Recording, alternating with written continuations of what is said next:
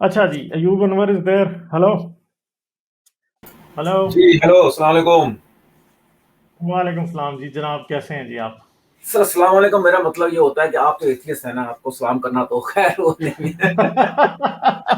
नहीं, मगर अब जाहिर बात है कि कोई कोई सलाम करे तो फिर जवाब देना मुझे लगता नहीं है वो रूड है, ना दे एक बंदा तो। हमारे पाकिस्तान में एक उसूल बन चुका है ना, सलाम तो एक ग्रीटिंग्स जैसे हाँ, कहते हैं, ग्रीटिंग्स, हैप्पी ग्रीटिंग्स। मैं समझता हूँ कि इस्लाम खत्म हो जाए, शायद इस्लाम वालेकुम फिर भी ना खत्म हो। यार अच्छा, ठीक है, आपसे हाँ। कई सवाल थे जो मैं अक्सर हाँ जी, हाँ बड़े जी। कभी कभार ना बड़े मैं इवन मैं वेरी बिजी, तो जब मेरे पास टाइम होता है, आज हफ्ता है तो छुट्टी होती है, कल तो आराम से बैठ के मैं लेट तरह सोता हूँ आराम से, ठीक है ना। हम्म। तो 2-3 सवाल आते हैं जो मैं कमेंट में पढ़ता रहता हूँ, शायद आप नहीं पढ़ते हैं क्योंकि आप बिजी होते हैं, बहुत से लोगों को कमेंट पढ़ते रहते होंगे, तो मैं लोगों के नीचे कमेंट पढ़ता हूँ, तो मुझे अच्छे हम्म। लगते हैं लोगों कमेंट में, हर हर हर कमेंट की रिस्पेक्ट करता हूँ, हर एक अपना आइडिया अपनी थिंकिंग है, उनका हक भी बनता है बोलने का, चाहे वो गलत बोले चाहे सही बोले, वो उनकी थॉट है, ठीक है ना। तो रिस्पेक्ट करनी चाहिए, तो मैं रिस्पेक्ट करता हूँ। तो उसमें कुछ सवाल आते हैं, आपका जो म्यूजिक है ना, इसको आप हम्म। चेंज कर सकते हैं, कुड भी इज पॉसिबल, क्योंकि बहुत से लोगों ने शिकायत की, शायद आपने पढ़ा नहीं है कि म्यूजिक कई थोड़ा सा लोग हैं, मैंने पहले भी ये म्यूजिक चेंज कर दिया था, वो मुझे कहने लग जाते हैं आपने क्यों हटा दिया। ज्यादा ये कह रहे होते हैं कि क्यों हटा दिया। कम वो हैं जिनको प्रॉब्लम होती है। नहीं, तो मगर कोई मैं ऐसा। असल में शॉर्ट इंट्रो की तरफ जा रहा हूँ। शॉर्ट इंट्रो अच्छा, मैं कर दूंगा क्योंकि काफी लंबा है। मैं सोच रहा हूँ इसको कोई चेंज करने ऐसा का। म्यूजिक चुने जो तकरीबन 90% 80% को भा जाए ना। हाँ। 100% ना सही, क्योंकि आप नया म्यूजिक चुनेंगे ना तो उसमें भी कुछ रुकावटें आएंगी, नहीं यार आप नया म्यूजिक चुने, नया म्यूजिक चुने, तो हाँ। यार ये सिलसिला खत्म हाँ। नहीं होगा। लेकिन कोई ऐसा म्यूजिक हम्म। चुने कि 80% लोग आपको क्या नाम है अप्रिशिएट करें, हाँ यार ये म्यूजिक है इस मौजू के मुताबिक जो आपने अपना चैनल डाला, इस चैनल के मुताबिक बिल्कुल फिट आई है 80%। तो एवरेज टू 80% ही रिकॉर्ड किया जाता है, लोगों की जो एवरेज होती है हम्म। ज्यादातर एवरेज टू वो जिसे कहते हैं 80% ना। आप 80% मार्क्स लाएंगे तो आपका ए ग्रेड में आ जाता है ना। अच्छा, दूसरा अच्छा। ये है कि अच्छा, एक तो आप इस पे कंसिडर करें, कोई जबरदस्ती नहीं, आपका हक है, आपका चैनल है, आप जैसा मर्जी इसको चलाएं, ठीक है ना, हमारा काम है हाँ। सिर्फ आपसे रिक्वेस्ट करना।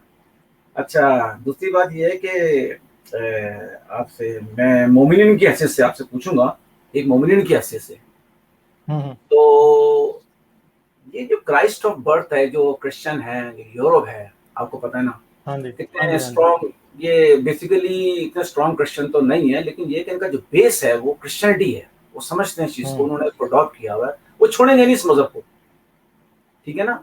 ठीक है, वो इस पे चलते नहीं है, यानी कितना वो अपना जो रेवोल्यूशन यूरोप में आया है आज से 300-400 साल पहले, जो उस पर वो ज्यादा कहते हैं ना, क्या नाम है, डेमोक्रेट, उस पर ज्यादा अमल करते हैं वो लोग बनस्बत मजहब के, ठीक है ना, इसलिए वो यूरोप इतनी तेजी से तरक्की कर गया। लेकिन उन्होंने एक क्रिश्चियनिटी की एक जो है ना, वो जो पकड़ पकड़ के रखा हुआ क्रिश्चियनिटी को उन्होंने ना, वो तो छोड़ेंगे नहीं उसको, जब तक वो ये अब ये नहीं, हमारे जब जब तक हम और आप जिंदा है उस वक्त तक तो नहीं छोड़ेगा, हमारे मरने के बाद पता नहीं क्या रेवोल्यूशन और आता है यूरोप में या दुनिया में, ये किसी को नहीं कुछ पता। तो कहने का मतलब ये है कि आपसे पूछना था कि जो क्राइस्ट की जो बर्थ है, जो क्रिश्चियन और जो बड़े बड़े ममालिक हैं, इतने अक्लमंद लोग हैं यूरोप के, मैं तो एशिया की बात नहीं करता, तो ये तो कॉपी है सारे, ये उनकी कॉपी करते हैं। टेक्नोलॉजी सारी आपको पता है, टेक्नोलॉजी और जो जितना भी क्या नाम पढ़ाई का म्यार सब वहीं से आता है। अब आप सऊदी या यूरोप वालों क्या कहना चाहिए इसको, ये मिडिल ईस्ट को देख लें, जितने भी वहाँ के पढ़े लिखे लोग हैं सब यूरोप से, अमेरिका कनाडा से पढ़कर आए हुए हैं वो लोग, तो उन्होंने अपनी दुनिया एक नई बसा ली है, वो लोग तरक्की पे जा रहे हैं आस्ता आस्ता ना। तो हमारे जो ममालिक है पाकिस्तान है, वो इनके पास इतने वसाइल नहीं है कि वो वहाँ जाके पढ़कर आए और अपने मुल्क को संवारें, ठीक है ना, बड़ा मुश्किल है इस चीज को। कुछ लोग आते हैं वो पढ़ के तो वहीं जो पढ़ने के लिए जाते हैं वहीं के रह जाते हैं, वो लोग वापस आते ही नहीं है लोग, तो इसलिए हमारे मुल्क को जरा समझने में बड़ी देर लगेगी। तो कहने का सवाल मेरा ये था कि आपसे कि जैसे क्रिश्चियनिटी है, बड़े बड़े मुल्कों ने थाम के रखा हुआ है, तो आप जो अपनी दुकान खोल के बैठे हुए हैं एथियस की हैसियत से, ये खुदा की कोई कोई कहने का मेज नहीं है इसका, और खुदा इस दुनिया में नहीं है, इसका कुछ सबूत नहीं है, ये तो एक ऐसा सवाल है कि आप सवाल करते हो उसको किसने बनाया खुदा को, फिर उस खुदा को किसने बनाया, उस खुदा को किसने बनाया, इस माइंड ब्लो अप, इसकी कोई हद नहीं है सोचने की ना, आप किसी एक हद तक चले जाएंगे, तो उसको किसने बनाया, उसको किसने बनाया, उसको किसने बनाया, तो ये आपका एक माइंड ब्लो अप हो जाएगा।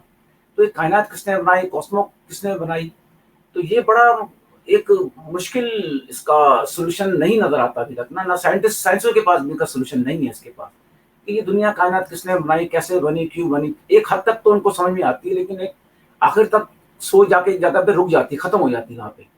तो उसका सोल्यूशन तो अभी आपकी और मेरी जिंदगी में तो शायद ना मिल सके। तो सवाल मेरा ये था कि जब क्रिश्चियनिटी इतने बड़े मुल्कों ने भी संभाल के रखी हुई है, आप कहते हैं कि ये सब झूठ है, इस्लाम झूठ है। इस्लाम तो खैर है झूठ, ये टोटली मैं आपके साथ एग्री हूँ, दूसरे लोग साथ, ये तो फजूल मजहब है, ठीक है ना। इवन मैं सैयद सुन्नी हूँ, ठीक है ना, बेसिकली मैं सैयद सुन्नी हूँ। लेकिन बहुत सा मैंने यानी कि किताबें वगैरह पढ़ी, इस्लाम की, क्रिश्चियनिटी की, बुद्धिस्ट की भी थोड़ी स्टडी की है। तो इस लिहाज से पूछूंगा कि जब इतने बड़े अक्लमंद मुल्क हैं, जो यूरोप है, अमेरिका है, बड़े बड़े मुल्क हैं, उन्होंने क्रिश्चियनिटी को संभाल कर रखा हुआ, और क्राइस्ट का एग्जिट करता है कि नहीं करता, जो उसकी पैदाइश है वो एग्जिट करती है कि नहीं करती, जिस तरह से मोजज़े के साथ पैदा हुआ है क्राइस्ट या मसीहा, तो उसको उसके बारे में आप कुछ पूछना चाहते हैं कि जैसे आप एथियस्ट, आप तो मानते ही नहीं है, तो जो ये बड़े बड़े मुल्क हैं, अक्लमंद लोग हैं और बड़े साइंटिस्ट हैं, वो अभी तक क्रिश्चियनिटी को पकड़े, कोई राज तो है ना पीछे, कोई हकीकत तो है ना पीछे इसकी। तो पहले इसके बारे में आप मुझे जवाब दें। अच्छा जी, पहली बात तो ये है कि मैं आपकी उस स्टेटमेंट से एग्री नहीं करता कि क्रिश्चियनिटी को लोग पकड़ के बैठे हैं। आपको पता है कि आज यूरोप में जो चर्चेस थे, आधे से ज्यादा जो हैं वो बिक चुके हैं, ठीक है। चर्चेस बिक चुके हैं, ठीक है, क्योंकि वहां जाती नहीं है चर्चेस में, ठीक है। चर्चेस में सिर्फ बूढ़े लोग जाते हैं, और आज जो क्रिश्चियनिटी को मेजॉरिटी फॉलो करती है वो बूढ़े लोगों की करती है। जैसे आज मैं एक वीडियो देख रहा था कि पैलेस्टीनियंस और इसराइलियों का क्या चक्कर चल रहा है वहां पे ना, कि किस तरह इसराइली जो है, जो पैलेस्टीनियंस की जो बातियां उनमें भी कब्जा करे जा रहे हैं। तो अब अमेरिका से हर साल टूरिस्ट जाते हैं, जो कि जाके इसराइल में देखते हैं सारा कुछ। और जिस तरह ये तारिक जमील नहीं हज के लिए लेके जाता लोगों को, जी ठीक है, इस तरह ही वो भी टूर कराते हैं उधर से पादरी जो हैं सारे। जी यकीन करें, वो एक टूर बस के ऊपर पादरी चढ़ा था और वो उनको पूरा गाइड कर रहा था, जी हम अब ये जगह देखने जा रहे हैं, अब ये जगह देखने जा रहे हैं, हम आर्मागेडन की पहाड़ी पे खड़े हैं, हम माउंट ऑलिव्स पे खड़े हैं, हम फलां जगह आ गए हैं, ये आ गए हैं, ये मसीह की कब्र है, ये है, वो है। जितने लोग उस वीडियो में मुझे नजर आ रहे थे, वो सब के सब 60 से नहीं, शायद वो 65-70 की एज के हों, जी ठीक है। नौजवान तो कोई भी नहीं आया हुआ था ये देखने के लिए कि क्राइस्ट किधर था और किधर मरा और यरूशलेम में क्या हो रहा है, क्या नहीं हो रहा।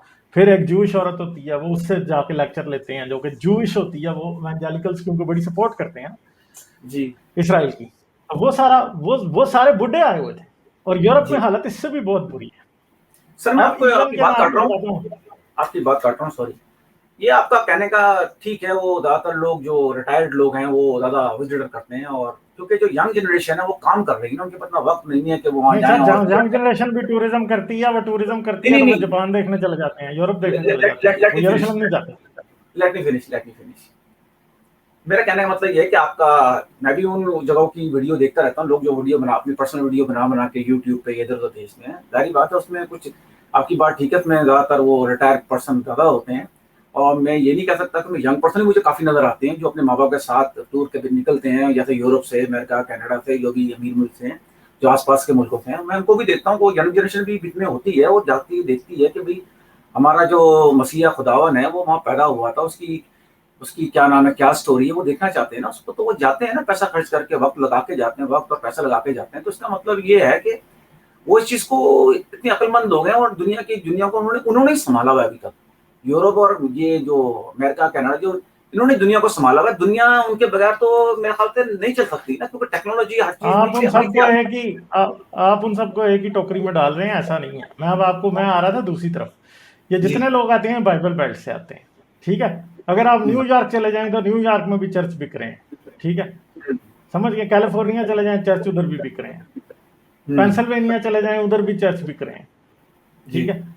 और बाइबल बेल्ट की जो स्टेट्स हैं वहां पर नए चर्च बन रहे हैं, ओक्लाहोमा, टेक्सास में भी इवन के बहुत ज्यादा ये चीज बढ़ चुकी है अभी। तो वो अमेरिका को चलाने वाले बाइबल बेल्ट वाले नहीं है। अमेरिका की इकोनॉमी सबसे ज्यादा ऑयल इकोनॉमी से टेक्सास पे डिपेंड करती है। बाकी उनकी टेक्नोलॉजिकल इकोनॉमी और वैसे उनकी जो दुनिया को वो कंट्रोल करते हैं, वो यहाँ तो न्यूयॉर्क स्टेट है, यहाँ कैलिफोर्निया, और दोनों में रिलीजन के खिलाफ बहुत ज़्यादा डिसेंट पाया जाता है, कोई लोग रिलीजियस कम लोग।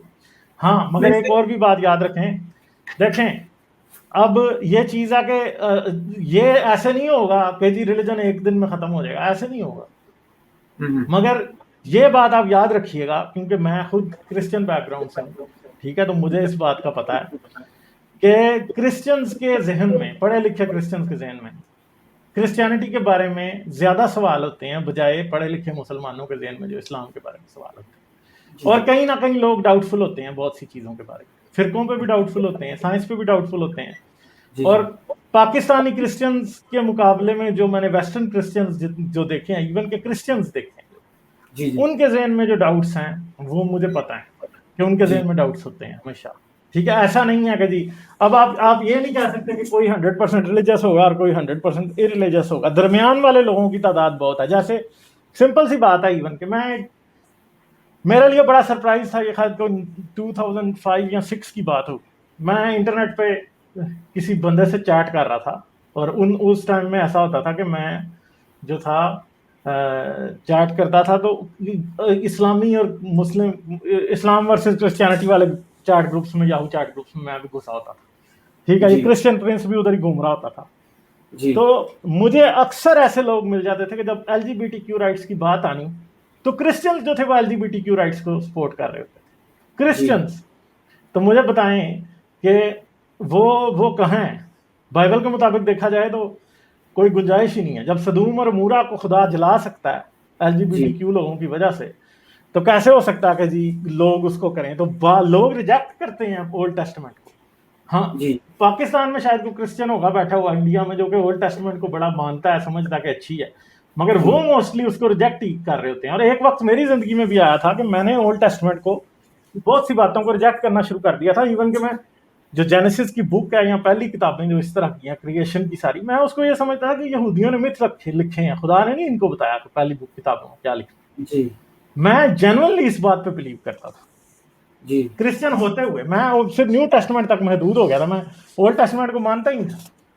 मेजॉरिटी ऑफ ओल्ड टेस्टमेंट को मैं नहीं मानता, ठीक है। तो इस तरह के बहुत से लोग दरमियान में अटके हुए, जैसे अगर इधर इस्लाम में गामदियत है और परवेजियत है तो उधर भी है, उसके अपने अपने लेवल्स हैं। वो बस जो बंदा अंदर होता है उसको पता होता है कि क्या क्या लेवल है।